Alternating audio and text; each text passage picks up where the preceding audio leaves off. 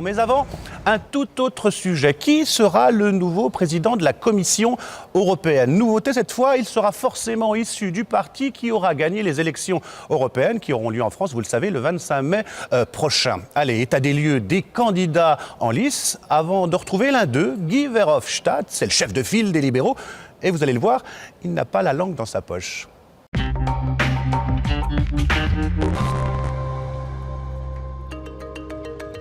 Il est à la tête de la Commission depuis 10 ans et son poste fait l'objet de toutes les convoitises.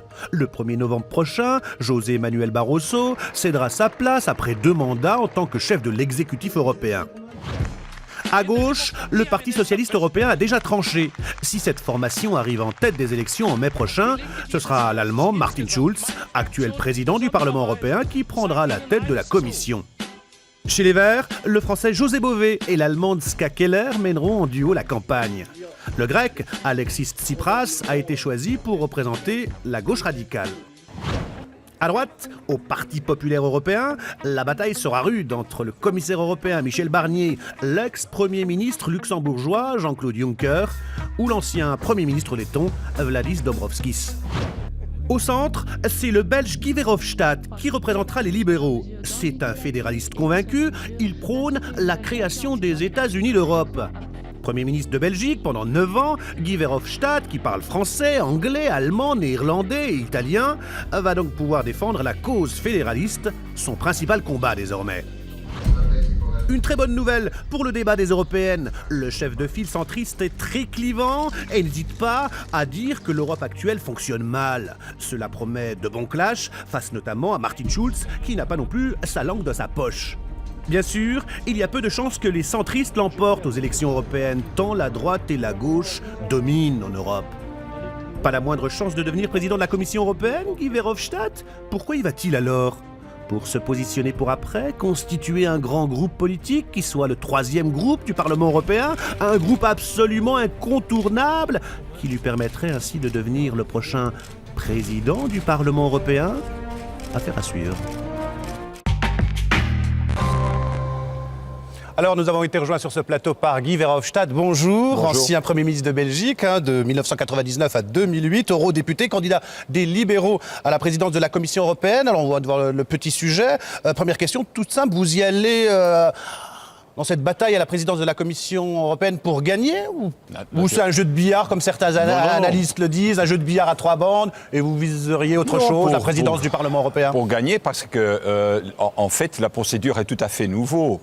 La procédure qui est prévue dans les traités dit que le président à la Commission doit avoir derrière lui une majorité des députés. Or, on sait déjà que ni le PPE, ni les socialistes peuvent avoir une majorité dans ce Parlement. Donc, on aura besoin d'une 3e groupe, c'est-à-dire des libéraux et des démocrates. Et les plus forts, nous sommes, dans cette élection, le plus de chances qu'on a dans les négociations pour obtenir ce poste de président de la Commission. Il est admis que quand même le prochain président de la Commission européenne, il sera issu du parti qui aura gagné les élections européennes en mai prochain. Mais on peut gagner les élections.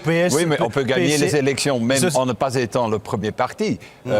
Et je suis persuadé que le programme qu'on va présenter va séduire certainement une grande partie des citoyens en Europe, puisqu'on va se positionner comme vraiment l'alternative pour tous les mouvements populistes, nationalistes, eurosceptiques qu'on voit naître à gauche et à droite en Europe. Justement parce que nous disons aux citoyens que c'est un mensonge de dire qu'on va résoudre les problèmes en Europe en se retranchant derrière les frontières nationales. En 2009, la participation aux élections européennes, c'était 43%. 43% seulement. Vous avez dit dans votre discours qu'il fallait mener une immense bataille. Alors c'est quoi votre plan d'attaque pour mener cette bataille? Le plan d'attaque, c'est que partout en Europe, par exemple en France, avec la liste alternative, mais aussi en Italie, où il va y avoir une autre liste, dans tous les pays, en fait, Pologne, Tchéquie, la Grèce aussi, on va présenter des nouveaux listes. Ce sont des listes qui sont centristes, réformistes, qui au même moment vont présenter un projet pour l'avenir de l'Union européenne. Et ce sera un projet avec plus d'intégration, parce qu'on a besoin de ça. On ne peut pas avoir la monnaie unique d'une part, et puis ne pas avoir une union économique, fiscale et politique. Et c'est ça ça que la crise a vraiment démontré. Et la deuxième chose qu'on va dire, c'est que ce n'est pas les chefs d'État et de gouvernement qui peuvent gouverner l'Union européenne. Ça a mal tourné les dernières années. Ce qu'il faut, c'est vraiment un système communautaire démocratisé, avec un gouvernement européen contrôlé par un Parlement européen qui doit faire le travail. Vous en parliez de nombreux Européens. En ce moment, on le sent, on peur, on sent un repli national. En France, un récent sondage a dit que les Français voulaient plus de pouvoir pour les États nationaux, moins au détriment de l'Europe. Il faut les convaincre de l'inverse. On a l'impression que ce sont les eurosceptiques, les europhobes qui vont gagner, qui vont être les champions de ces élections. Mais c'est parce qu'il n'y a pas d'hommes politiques qui aujourd'hui prônent cette thèse pro-européenne. Vous les clivez.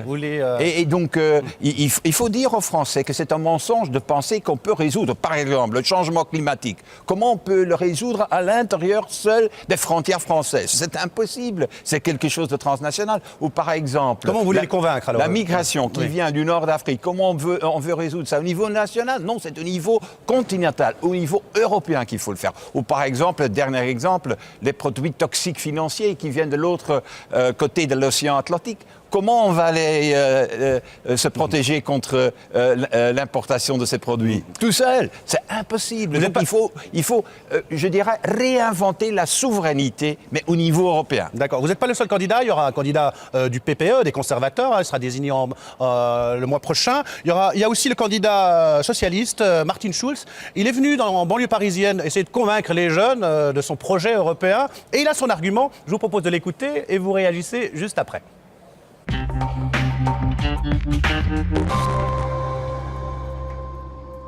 Toutes les initiatives législatives à Bruxelles sont des initiatives de la Commission européenne. Nous, comme Parlement européen, on nous a privés du droit de prendre des initiatives législatives.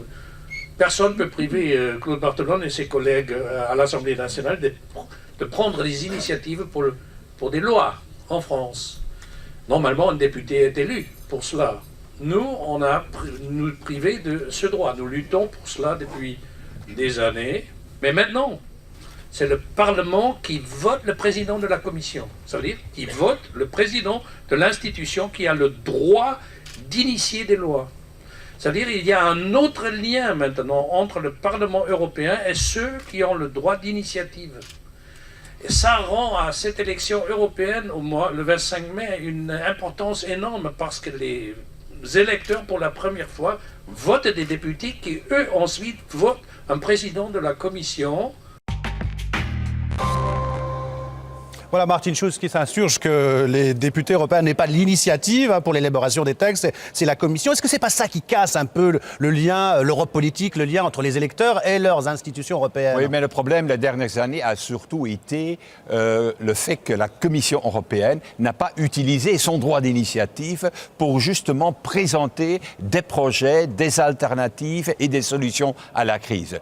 Et j'en ai eu des bagarres avec le président actuel, M. Barroso. Chaque fois, j'ai dit, mais pourquoi vous avez un bon plan, justement, pour créer, par exemple, la gouvernance économique dans la zone euro, dont on a besoin le plus vite possible, mais il faut le mettre sur la table du Conseil et du Parlement sous forme d'un paquet législatif. C'est quoi qui bloque? C'est les États, le Conseil, la France, l'Allemagne? C'est surtout un manque de courage du côté du président de la Commission.